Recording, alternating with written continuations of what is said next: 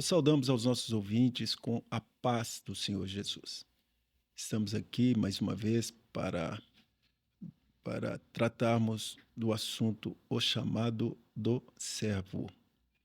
E nos episódios anteriores nós falamos de Abraão, o seu chamado, como que Deus trabalhou na vida de Abraão para torná-lo um servo exemplo para a igreja, né, em toda a sua história. Também falamos sobre o chamado de Davi, o seu reinado, e como Davi foi um instrumento nas mãos de Deus, sendo chamado de Davi, né, sendo chamado de um servo obediente, exemplar, figura da pessoa do Senhor Jesus, e que naquilo que ele obedeceu a Deus, né, ele prosperou não só a sua vida, mas também o reino em Israel. E tudo isso serve de exemplo para nós de como ter uma vida espiritual próspera e vitoriosa. Hoje estamos aqui à mesa com o pastor Alonso. Paz do Senhor, uma alegria estar aqui. Amém. Pastor Miguel. A paz do Senhor, os pastores, a todos que nos acompanham. Amém. Pastor Elcio. A paz do Senhor para todos, né, os companheiros da mesa, aqueles que nos ouvem através das mídias sociais. É uma alegria estarmos aqui. Amém. Companheiros, nessa tarde, né, nessa programação, nós vamos falar sobre o chamado de Paulo, como Deus se revelou a ele, a sua trajetória, quem era Paulo, e toda a sua história, ela serve também para nós, para o nosso crescimento espiritual, né? Esperamos que Deus nos abençoe aqui e que possamos aprender bastante e que a graça de Deus, né, possa ser ampliada na nossa vida, porque quanto mais conhecemos a palavra, mais o Senhor nos agracia com a sua bênção, né? Para começar, então, nós gostaríamos que o pastor Elcio fizesse um contexto histórico para nos apresentar quem era Paulo antes da sua conversão, né? Primeiramente, pastor Kleber, Paulo era, ou Saulo, né, inicialmente, ele era um judeu nascido em Tarso, atual Turquia. E, por causa disto, quem nascia em Tarso tinha a cidadania romana. Como ele mais tarde ele diz, não, eu sou romano de nascimento. Ele era também fariseu, né? Ele foi criado aos pés de Gamaliel, que era um grande doutor da lei, ali nos dias do Senhor Jesus, nos dias da igreja primitiva, zeloso, muito zeloso pela sua religião. Era um homem muito culto, falava diversas línguas, mas quando ele se converteu, importante observar que ele não se firmou na sua cultura, mas ele foi na revelação do Senhor Jesus. E a cidadania romana foi-lhe muito útil até para escapar das perseguições dos judeus. Ele era um inimigo declarado da igreja. E ele ele consentiu na morte de Estevão, um diácono ali em Jerusalém, cheio do Espírito Santo, usado nas mãos do Senhor, e houve uma grande perseguição sobre a igreja, e a igreja, então, se debandou, mas Paulo obteve cartas dos principais, dos sacerdotes, para perseguir os cristãos e trazê-los presos, açoitá-los até em Damasco. Então, se nós fôssemos perguntar, né, aos irmãos, sobretudo ali da igreja primitiva, assim, qual é a última pessoa que você salvaria nesta terra? Qual é a última pessoa que você gostaria de ver dentro da igreja? Todo mundo iria responder na hora. É Paulo. Unanimidade. Unanimidade. Mas acontece que o Senhor salva quem Ele quer salvar, não quem nós queremos. Então, isso é um ato exatamente da eleição de Deus, né? Então, Deus elege quem Ele quer. Então o Senhor escolheu, né, o ladrão da cruz, né, a mulher pecadora, o Senhor curou os 10 leprosos, operou na vida deles, e talvez muitos de nós iríamos ter resistência para ir até essas pessoas, mas acontece que o Senhor, né, ama e não vê como vê o homem. Pastor Elcio, nesse contexto aí desta lista de pessoas que o homem não salvaria, é interessante porque a religião da época não aceitava o leproso, ele precisava de ser afastado da sociedade, né? A mulher pecadora precisava de ser apedrejada, né? O ladrão na cruz já estava na cruz, que é o lugar que a própria religião colocou ele lá, né?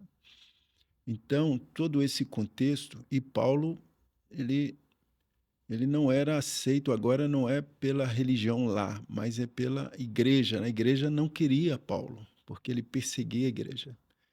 Então, tudo isso mostra para nós que o governo é de Deus.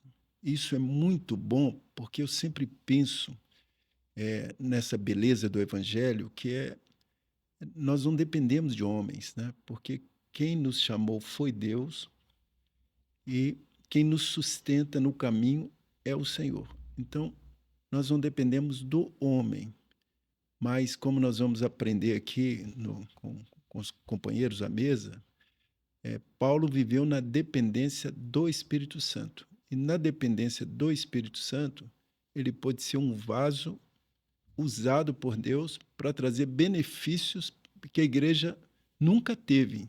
Eu creio, eu não sei se os companheiros pensam assim, mas Paulo talvez tenha sido dos apóstolos o mais usado, né?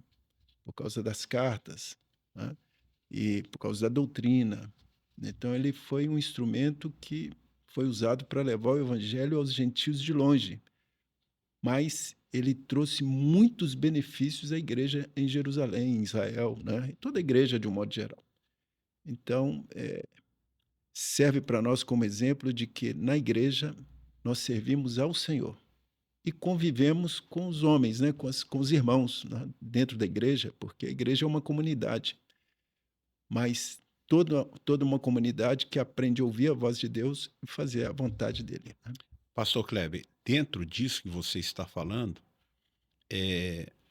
em última análise, né, se nós fôssemos seguir os parâmetros do mundo e da religião, nem nós estaríamos aqui. Isso, né? Mas Deus, na sua misericórdia, com todos os nossos defeitos, dificuldades, o Senhor nos chamou, nos elegeu, nos chamou e tem usado aqueles que querem obedecer. Muito bom. Nós, às vezes, a gente gasta um pouco mais de tempo onde talvez não deveria, mas eu penso muito sobre isso que o pastor Elcio acabou de dizer, que é a nossa insignificância e Deus, mesmo assim, nos escolheu, né? Talvez isso serve para muitos que nos ouvem nesse programa, nesse episódio, né? Em saber que Deus não nos chama por causa da nossa virtude, mas Ele nos chama porque Ele decidiu isso, né? E não tem como explicar. Um ato da soberania de Deus, né? Glória a Deus por isso. Muito bem. Nós precisamos de entender um pouco sobre a eleição de Paulo. Pastor Alonso, o que é que você tem para nos trazer aqui da experiência do chamado de Paulo? O chamado, ele está dentro do ato da salvação. A salvação ela tem duas partes, né? O ato, que é o momento em que Deus se revela ao homem, e o processo, que é depois dessa jornada com Deus. E o ato ele é dividido em dois momentos. A eleição, que foi muito bem até esclarecida pelo pastor Elcio, mesmo diante de todas as características dele, Deus escolheu Paulo. Deus escolheu se revelar a Paulo, porque Deus tinha um propósito novo para Paulo, diferente do que ele estava acostumado, diferente do que era a religião dele. E então a palavra ela esclarece o momento do chamado. perdão até antes do chamado, na eleição, Paulo ele diz em Gálatas 1,15 assim: mas quando aprouve a Deus que desde o ventre da minha mãe me separou. Glória a Deus. Então, aqui está a eleição de Paulo. Desde o ventre, Deus já tinha um projeto para Paulo. Um projeto além do que ele tinha como religião, um projeto além do que ele tinha aprendido aos pés de Gamaliel, um projeto que era de Deus. Mas a palavra fala também que, em Gálatas também, e me chamou pela sua graça. Então, ele teve a jornada dele até o momento em que o Senhor o chamou. E é muito interessante o chamado de Paulo. Ele estava indo para Damasco com várias pessoas, com o intuito de perseguir a igreja, com o propósito, a palavra diz que ele respirava ameaças de morte contra a igreja. Mas quando ele estava no caminho, a palavra diz que uma luz que excede o resplendor do sol ao meio-dia incidiu sobre a vida deles, todos que estavam ali, e ele caiu de joelhos. Aquele momento, então, ele ouve uma voz e a palavra do Senhor diz assim: Saulo, Saulo, por que me persegues? E é interessante que naquele diálogo ali, ele ouvindo aquela voz, ele não respondeu por que ele perseguia Jesus. Ele perguntou: Senhor, quem és? E aí o Senhor Jesus diz assim: eu sou Jesus a quem tu persegues. Glória a Deus. O ato da salvação é um ato da revelação de Jesus ao homem. A palavra diz, Jesus até diz: eu sou a luz do mundo. Quem me segue não andará em trevas, mas terá a luz da vida. A luz que excede o resplendor do sol ao meio-dia, essa luz da vida. Jesus não era mais aquele que caminhava pelo deserto, Jesus não era mais aquele que ressuscitou e tinha algumas marcas ainda da cruz. Jesus já estava glorificado na eternidade. Mas aprove ao Espírito Santo revelar este Jesus, que não está mais na cruz, que não está mais andando em Jerusalém, mas ele é rei na eternidade. Ele se revelou a Paulo. E a palavra diz que Paulo ouviu: eu sou Jesus. E uma coisa interessante é que o Senhor fala assim: Saulo, Saulo. O chamado ele tem endereço certo. O chamado é pessoal, é individual. A revelação de Jesus é individual. O chamado ali foi pessoal para Saulo e ele fez uma coisa muito especial. Ele chega e até naquele chamado ali, ele diz: o que eu devo fazer? Ele se rende ao Senhor. A palavra diz que ele ficou cego e mesmo cego, ele teve visão celestial. Então, esses dois aspectos aqui, eles diferenciam a revelação de tudo que é natural. Uma luz que excede o brilho intenso do sol ao meio-dia não vem da obra criadora. Ela vem de uma obra redentora do Senhor. A revelação é isso, ela não vem da natureza humana, da capacidade humana, ela vem do Senhor. Ela é uma luz que veio do céu, diz a palavra. E ele, mesmo cego, teve uma visão. Isso por quê? Porque os dons espirituais, eles não dependem dos sentidos humanos. Eles vêm da eternidade e vão direto à alma do homem.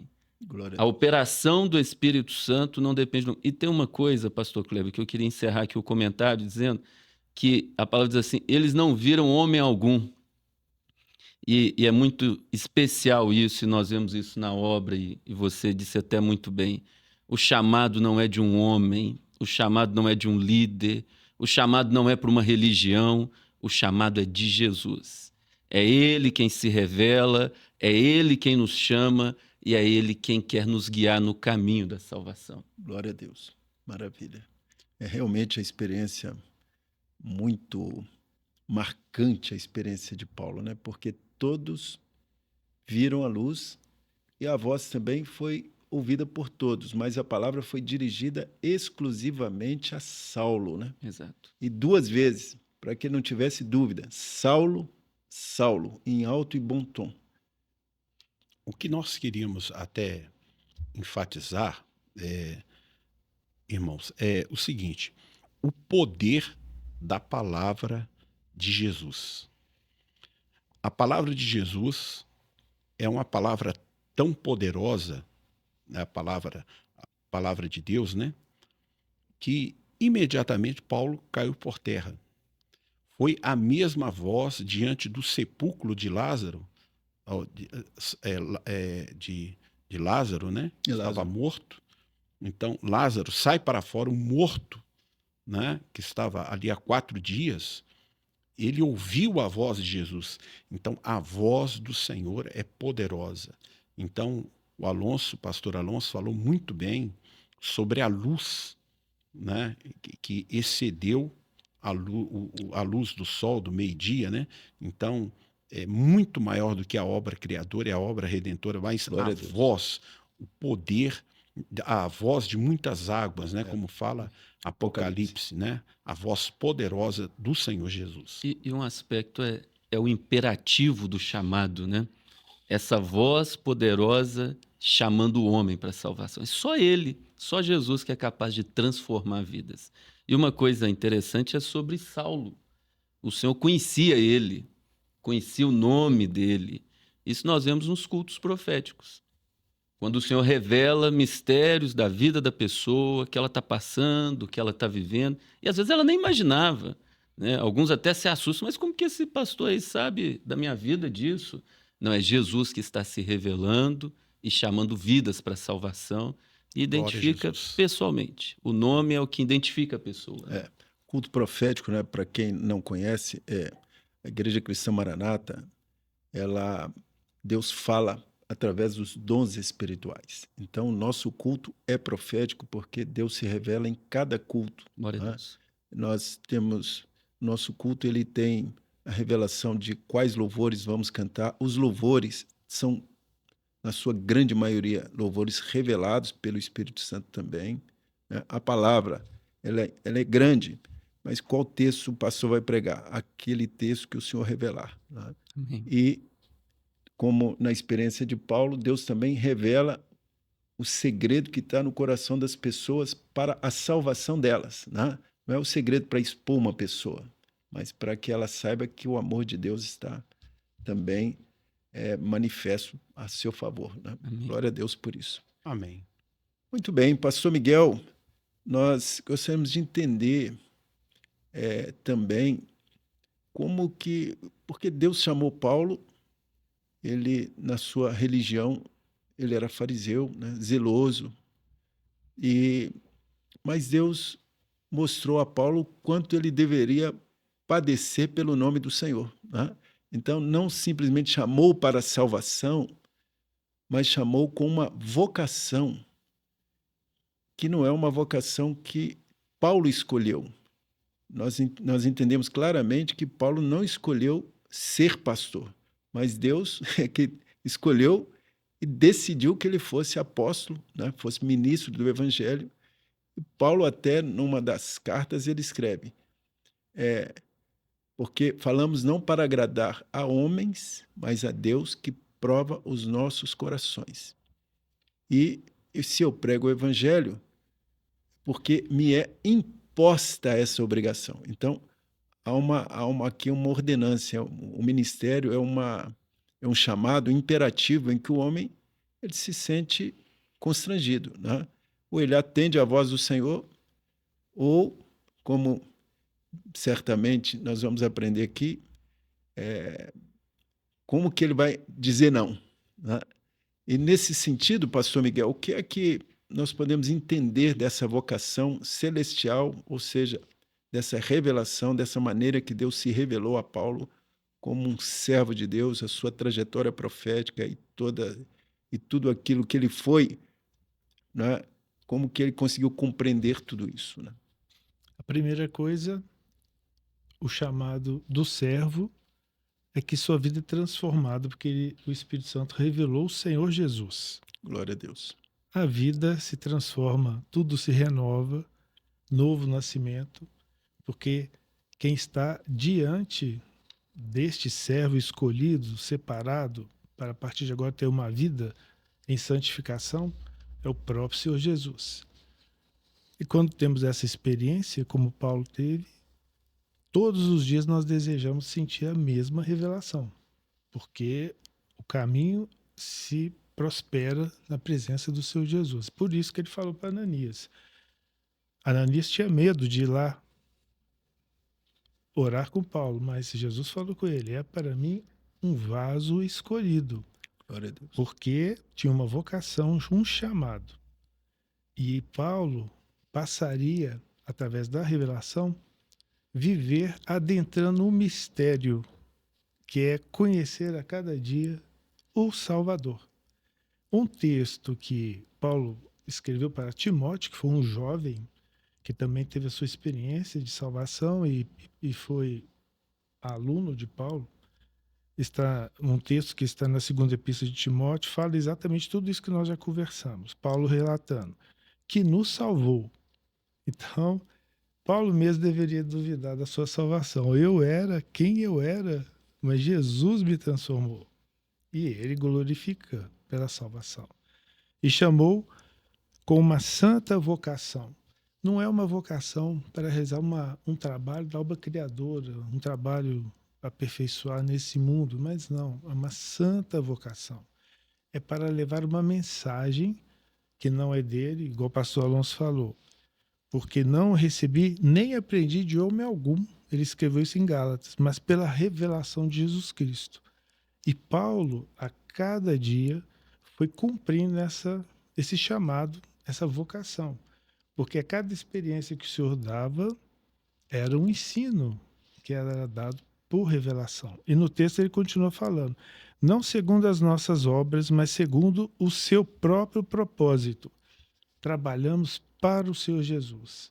O objetivo dele é salvação. Deus não faz acepção de pessoas e quer que todos conheçam ao Deus Pai e recebam a salvação.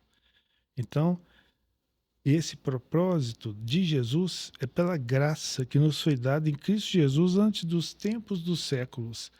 Porque Jesus é o verbo vivo de Deus que nos conhece antes mesmo da obra criadora ter sido formada. E para Paulo, esse chamado era para levar agora, igual o texto fala, foi constituído pregador e apóstolo e doutor dos gentios. Porque ele ia repassar agora os ensinos que Jesus revelava, adentrando no mistério da eternidade, que é a doutrina. Qual que é o conceito de doutrina? Doutrina é tudo aquilo, todos os elementos que emergem da palavra, mas a palavra não tinha sido escrita ainda na época de Paulo, mas ele viveu a experiência.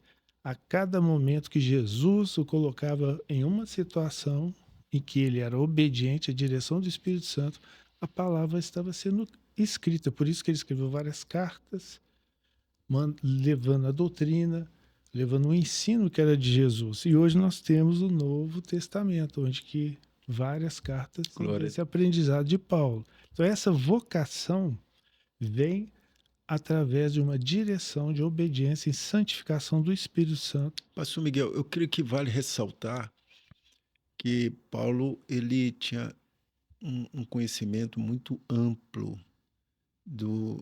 da religião da sua época, né? Inclusive da própria Bíblia, da Torá, né? O Velho Testamento ele conhecia muito bem. E ele chega a dizer, olha, tudo que eu aprendi, eu considerei perda.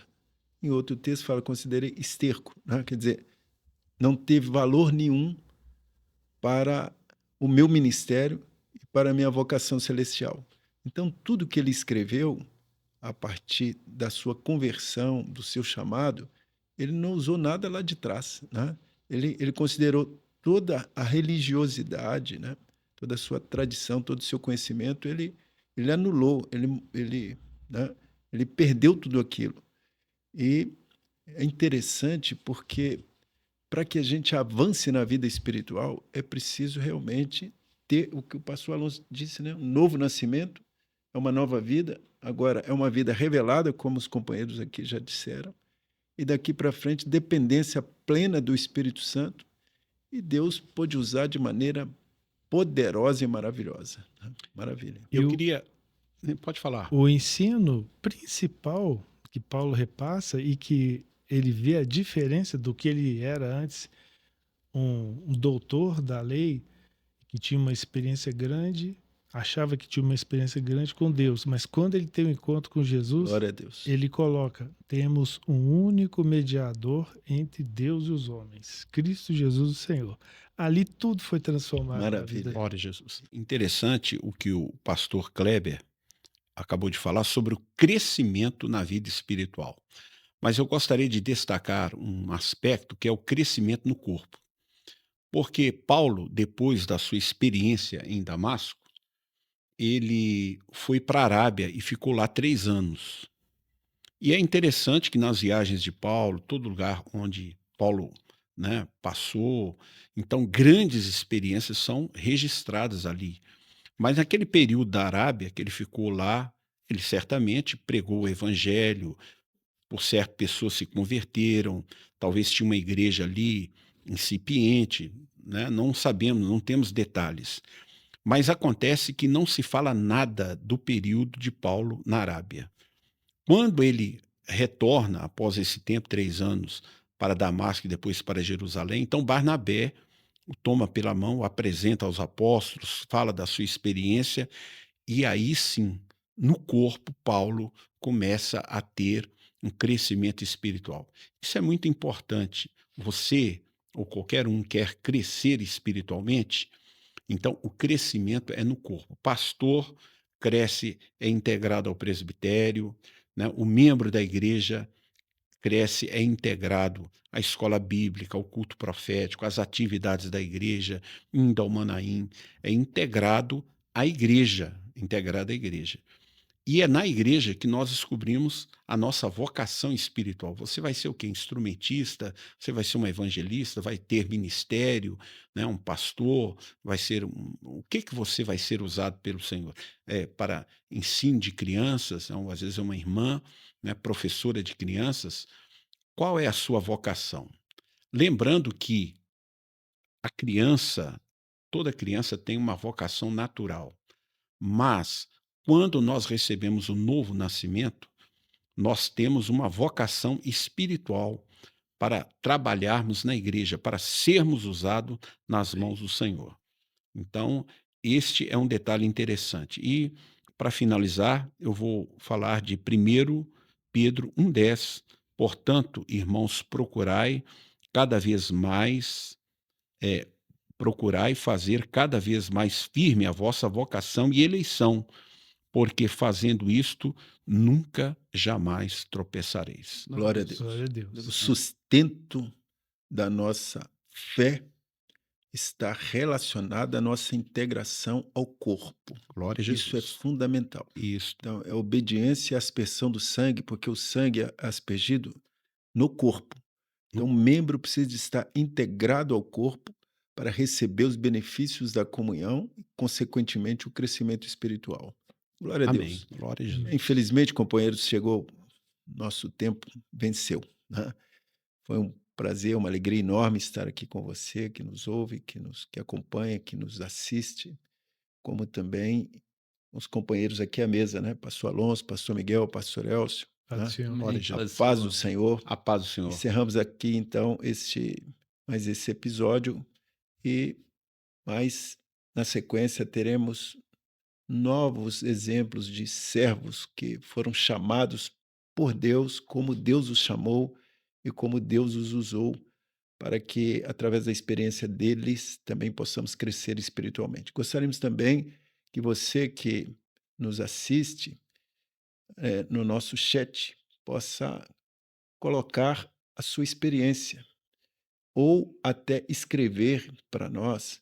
Nós vamos até deixar aqui o nosso e-mail para que você possa escrever a sua experiência, para que nos próximos episódios possamos Experiência do chamado. trazer a sua experiência que Deus te deu em quando você foi chamado, como Amém. Deus te chamou, como que ocorreu esse chamado, qual foi a sua experiência.